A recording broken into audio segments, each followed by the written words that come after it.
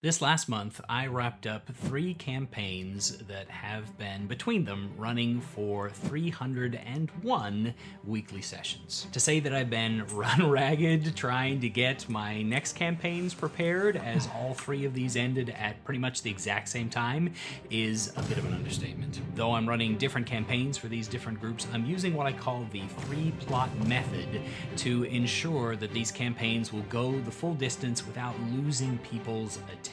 And so I thought that might be worth sharing with you today. My name is Timothy, though some people do call me Tim, and if you're new here, welcome. This is a place where we try to improve our games of Dungeons and Dragons together, and if that's something you're interested in, then you're in the right place.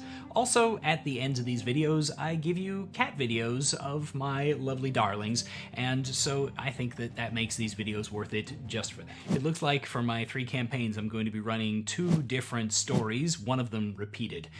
The first of those is Wizards of the Coast's Quest for the Infinite Staircase, which is kind of an anthology adventure of a bunch of different old school popular dungeon modules from back in the day that have been brought forward and revamped for 5th edition. I really like anthology adventure books. I've been enjoying them being put out, but I felt like the Quest from the Infinite Staircase itself had a very lacking subplot to tie everything together. Each of the individual plots was kind of fun, but there was nothing overarching to make it into a campaign that was easily enjoyable. And so that one took a little bit of work. The other campaign that I'm working on is Homie and the Dudes, The Wandering Tavern, a kickstarted Studio Ghibli inspired world setting of sky zephyrs floating around and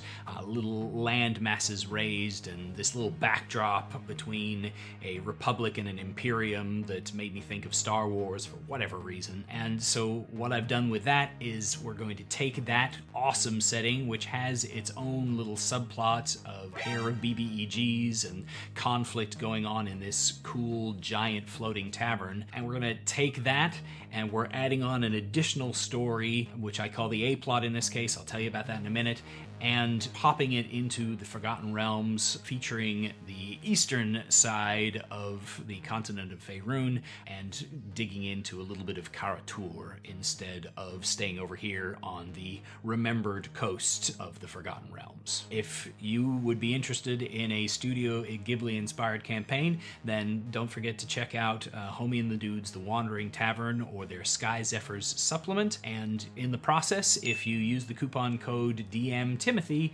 then you can go ahead and save yourself 10% and support the channel for free in the meantime. Kind of a win-win for everybody.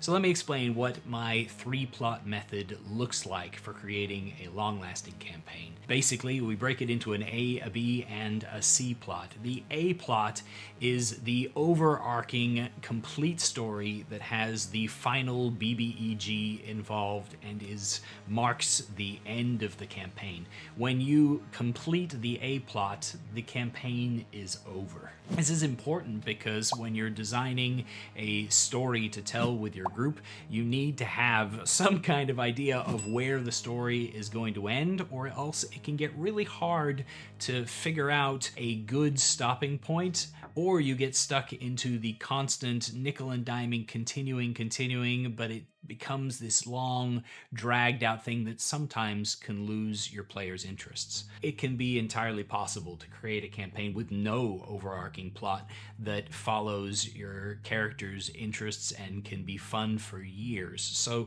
this is not a necessary thing for every campaign, but using this method, you guarantee yourself a story that can be followed the entire time and a climactic endpoint that can really make a difference in giving you a place to stop and start with new characters. I would say that of my players, at least an easy 50% of them tell me when asked what their favorite part of D&D is, that it's making new characters. So having good endings so that you can get to the ending and start a new campaign is important for many people. The B plot is a second long-term story that in some way is going to interfere with the A plot and interact with it. This B plot is not necessarily something that has to be resolved as much as it is something that has to be dealt with on a regular basis throughout your story. This story should be able to go the distance, but it's okay if it gets ended early because the players focus in upon it, and if it does get ended early, it just means that it's no longer interfering with the resolution of your A plot. A good B plot should be something that doesn't necessarily draw people to make it their main focus as much as it frustrates them away from other things until it gets to a point where the players feel the need to deal with it. It might be particularly mysterious or aloof or otherwise out of the player's focus in a way that keeps them from being able to immediately just dive in and deal with it, or requires them to over time figure out what it is that they're dealing with. Finally, the C plot is your day-to-day adventuring plots. These can be episodic and driven by your players' interests. In the quests from the Infinite Staircase, that's literally the adventures that are in the book. Each one of those is a self-contained C plot that the party will be sent out to resolve, and they come through the standard gameplay loop. The adventurers go on the adventure, they solve the adventure. They go on a new adventure, they solve the adventure. They continue in that C plot loop throughout the campaign while coming back to the A plot that is riding in the background. Typically, your B plot is used to muddy the ground in between. Players might finish a C plot and have a little influence somewhere from the B plot. They might move to the next one and be blocked from it for a moment and then blocked at the end. So if you were writing it out, it would look kind of like an A plot across the top and then C plot dipping underneath with little staccato points of the B plot inserted to interrupt and interfere. It's important to know how you envision the A plot ending, even if you're going to allow your players to end it in a bunch of other ways. It's important to know one way that there is an ending so that you're aiming towards that in your planning, and your players can send you off in different directions to finally resolve that major threat. Your B plot, you don't necessarily have to plan out an ending for as much because your players may or may not stop it. Instead, you should be planning out ways in which the B plot interferes with your A plot. C plots can be planned a la quests from the Infinite Staircase, or they can be more freeform and just follow the interests of the players or the DM. If you have a whim to run a mythical maze, then run a mythical maze and call that your C plot. You draw them into it with a standard hook and let them have fun.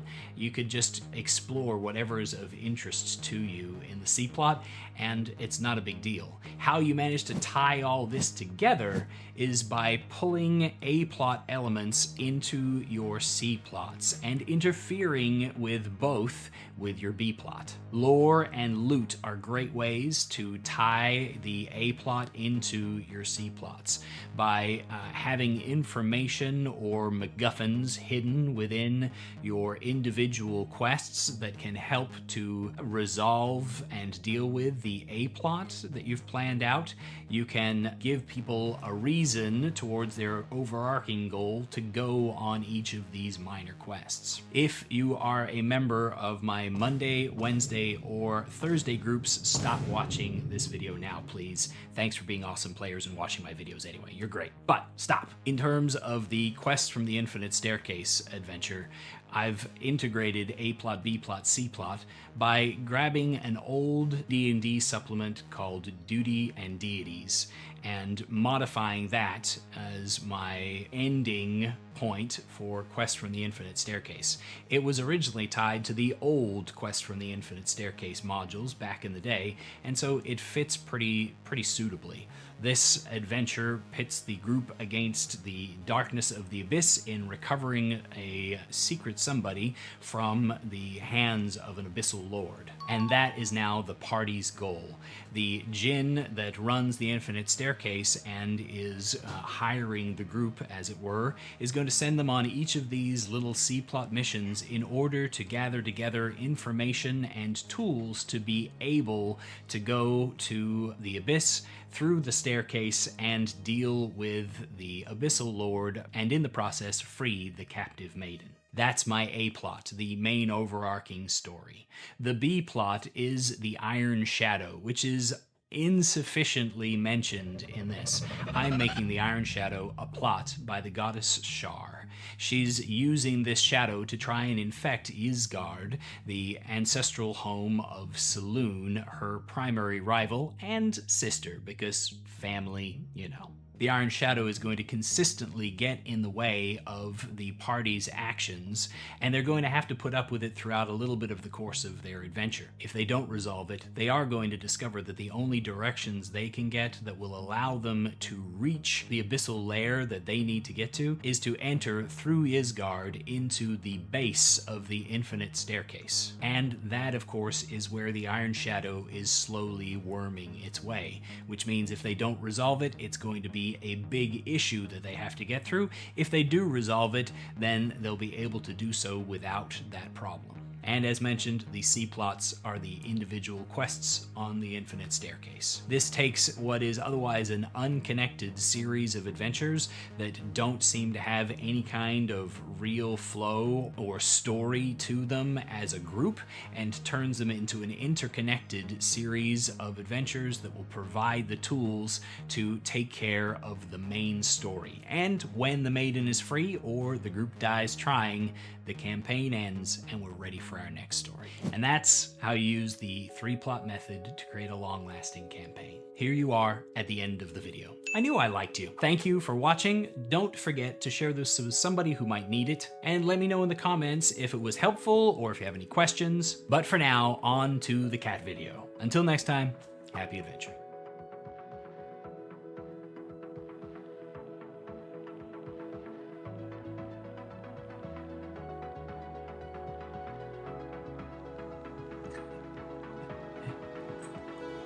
Game prep with Kitty.